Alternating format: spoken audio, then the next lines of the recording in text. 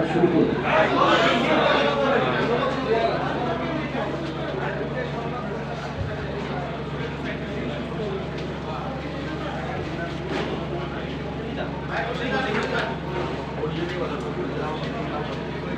আমি মোহাম্মদ জাহাঙ্গীর আলম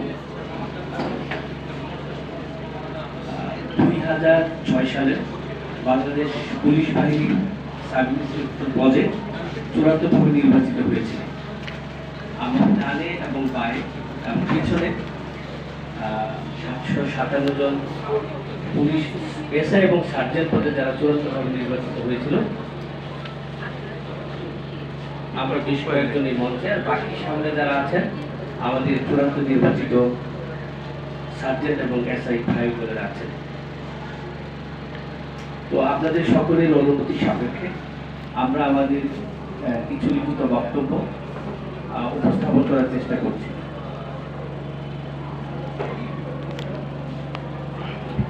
আজকের এই সংবাদ সম্মেলনে আমার লিখিত বক্তব্য আমি উপস্থাপন করার চেষ্টা করি।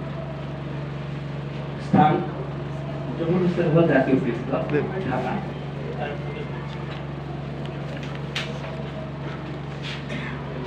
প্রিয় সাংবাদিকবৃন্দ, আসসালামু আলাইকুম।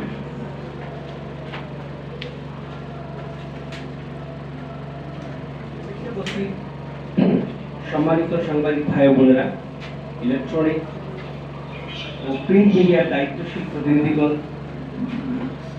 আপনাদের সবাইকে আন্তরিক শুভেচ্ছা, ধন্যবাদ ও কৃতজ্ঞতা জানিয়ে আমার এই লিখিত বক্তব্য শুরু করছি। আজকের বিষয় স্বরাষ্ট্র, অর্থ, জনপ্রশাসন, পুলিশ সদর দপ্তর এবং আইন মন্ত্রণালয়ের সুপারিশকৃত 2007 সালে বাংলাদেশ পুলিশে নিয়োগ বঞ্চিত এসআই ও সার্জেন্ট প্রার্থীদের পুনরায় চাকরিতে যোগদানের জন্য মাননীয় প্রধান উপদেষ্টা মহোদয়ের চূড়ান্ত অনুমোদনের দাবিতে সংবাদ সম্মেলন। আজকের এই প্রেক্ষাপট, প্রিয় সাংবাদিক ভাই বোনেরা, বিগত 23/8/2024 তারিখে সংবাদ সম্মেলনের ধারাবাহিকতায় আবারও আমরা 2006 সালে চূড়ান্ত নির্বাচিত, 2007 সালে নিয়োগ বঞ্চিত এসআই ও সার্জেন্ট প্রার্থীগণ অত্যন্ত দুঃখ ভারাক্রান্ত মন নিয়ে আপনাদের সামনে হাজির হয়েছি।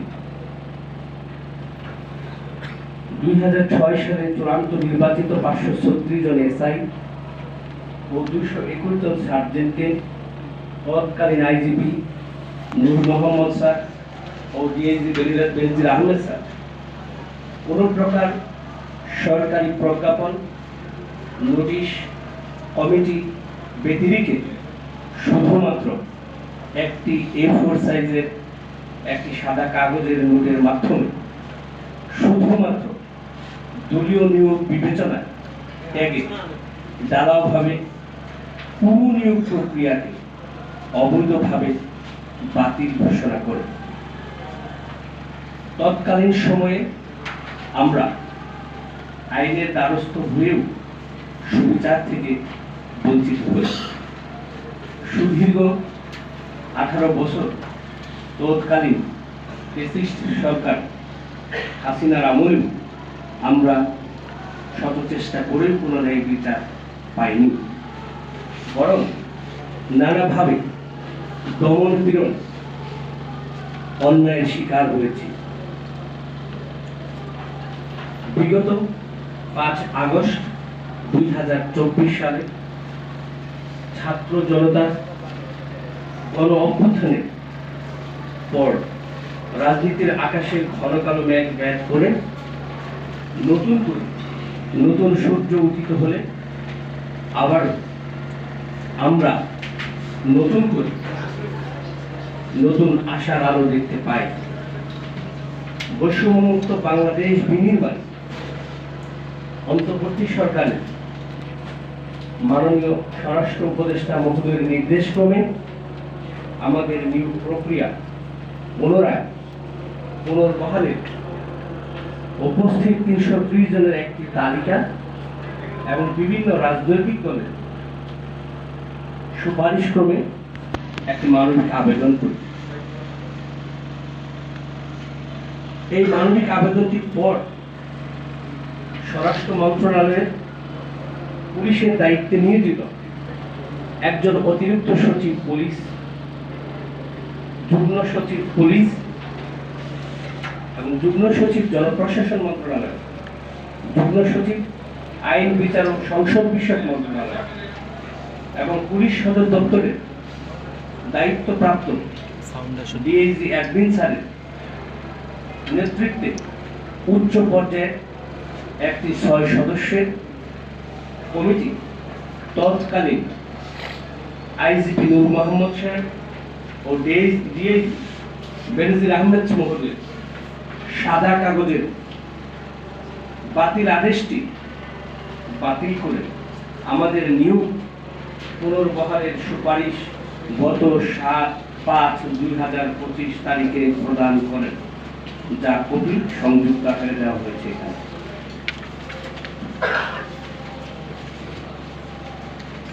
প্রিয় সাংবাদিক ভাই বোনেরা,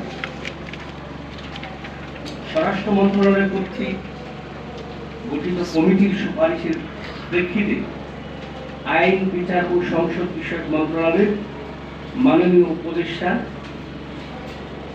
ডক্টর আসিফ নজরুল স্যারের নেতৃত্বে গঠিত একটি কমিটির সকল দিক যাচাই বাছাই করে এই বিষয়ে একটি লেজিটিমেট অ্যাপ্লিকেশন তৈরি হয়েছে মর্মে প্রতিবেদন স্বরাষ্ট্র মন্ত্রণালয়কে দাখিল করে। সে কারণে 2006 সালে বাতিলকৃত নিয়োগ প্রক্রিয়া সম্পন্ন করার ক্ষেত্রে প্রশাসনিক আদেশ দ্বারা নিয়োগের শর্ত পূরণ সাপেক্ষে নিয়োগ প্রদান করা যেতে পারে বলে এই মধ্যে 23/4/2025 তারিখে আইন বিচার ও সংসদ বিষয়ক মন্ত্রণালয় চূড়ান্ত মতামত প্রদান করেন, কপি সংযুক্ত। প্রিয় সাংবাদিক ভাই বোনেরা, স্বরাষ্ট্র মন্ত্রণালয়, অর্থ মন্ত্রণালয়, জনপ্রশাসন মন্ত্রণালয়, পুলিশ সদর দপ্তর, আইন বিচার ও সংসদ বিষয়ক মন্ত্রণালয় সুপারিশ ক্রমে স্বরাষ্ট্র মন্ত্রণালয়ের উচ্চ পর্যায়ের কমিটি নিয়োগ পুনর্বহালের সম্মতি, প্রার্থীদের জ্যেষ্ঠতা সহ বয়স ও ট্রেনিংকালীন সময় প্রমার্জনার জন্য মাননীয় প্রধান উপদেষ্টা মহোদয়ের দপ্তরে সার সংখ্যা প্রেরণ করা হয়।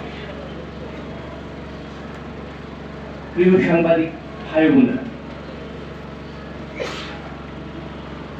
কিন্তু অত্যন্ত পরিতাপের বিষয় এই যে আমাদের নিয়োগ সংক্রান্ত সার সংক্ষেপটি আজ পর্যন্ত গত 6 মাস 14 দিন অতিবাহিত হলেও এখন পর্যন্ত আমরা সুস্পষ্ট কোনো সিদ্ধান্ত দেখতে পাইনি। প্রিয় সাংবাদিক ভাই বোনেরা, অথচ আমরা ফ্যাসিস্ট হাসিনা সরকার দ্বারা গত 18 বছরে বৈষম্যের শিকার হয়েও এখনো বৈষম্যমুক্ত, ন্যায় সাম্য, মানবিক নতুন বাংলাদেশে আমাদের সারসংক্ষেপ অনুমোদনের অপেক্ষায় আমাদের পরিবার পরিজন নিয়ে অত্যন্ত মানবতা জীবন যাপন করছি। প্রিয় সাংবাদিক ভাই বোনেরা, আমরা আপনাদের মাধ্যমে আমাদের মানবতা জীবনযাপন সম্পর্কে জানাতে চাই। আমাদের মাঝে কেউ কেউ বর্তমানে পাঠাও চালিয়ে জীবন জীবিকা নির্বাহ করছে। প্রিয় সাংবাদিক ভাই বোনেরা, আমাদের অনেকেই পিতামাতা দুরারোগ্য ব্যাধিতে আক্রান্ত হলে অনেকের পক্ষেই তাদের সেই চিকিৎসার ব্যয় বা বহন করার কোনো সামর্থ্য নেই। প্রিয় সাংবাদিক ভাই বোনেরা,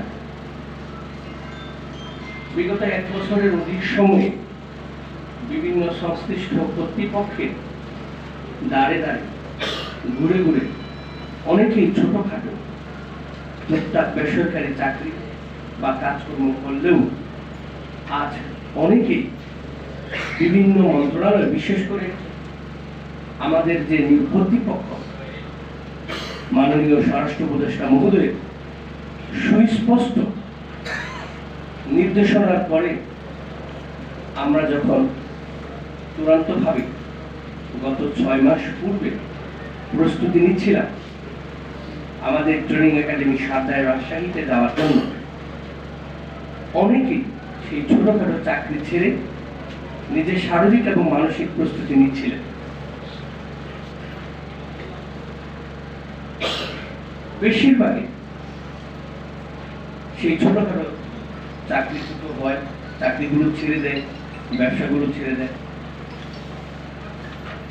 প্রিয় সাংবাদিক ভাই বোনেরা,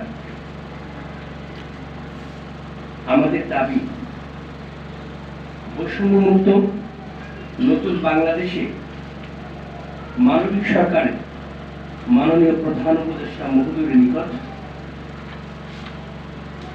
আন্তরিক শ্রদ্ধা রেখে বিনয়ের সহিত বলতে চাই, মাননীয় প্রধান উপদেষ্টা ডক্টর মোহাম্মদ ইউনূস স্যার 2007 সালে বাংলাদেশ পুলিশে নিয়োগ বঞ্চিত 757 জন এসআই ও সার্জেন্টদের জ্যেষ্ঠতা সহ বয়স, ট্রেনিংকালীন সময় প্রমার্জনার চেয়ে অনতিবিলম্বে চাকুরিতে যোগদানের অনুমতি প্রদান করে দেশ তথা রাষ্ট্রের সেবায় অংশগ্রহণের আদেশ প্রদান করে আপনি বাংলাদেশে আরেকটি মানবিক দৃষ্টান্ত স্থাপনের অনুরোধ করছি। প্রিয় সাংবাদিক ভাই বোনেরা, আপনাদের সকলকে ধন্যবাদ আমাদেরকে সময় দেওয়ার জন্য এবং আমাদেরকে শুনবার জন্য।